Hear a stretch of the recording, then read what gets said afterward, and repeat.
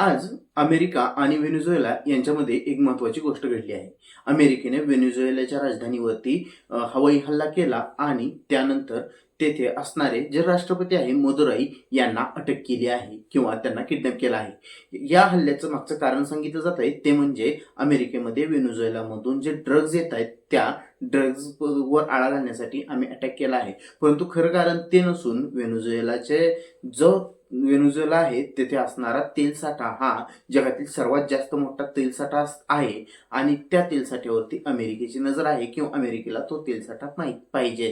त्याच्यामुळे त्यांनी मदुराईंना अटक केली आहे. कारण मदुराई हे मागच्या 15 ते 20 वर्षापासून व्हेनेझुएलाचे राष्ट्रपती होते. ते कधीच अमेरिकेच्या ताब्यात आले नाहीत किंवा अमेरिकेच्या सांगण्याप्रमाणे वागले नाहीत. त्याच्यामुळे तर अमेरिका आणि ट्रम्पनी त्यांच्यावरती हा हल्ला केलेला आहे आणि त्यांना अटक केलेली आहे किंवा किडनॅप केलेला आहे.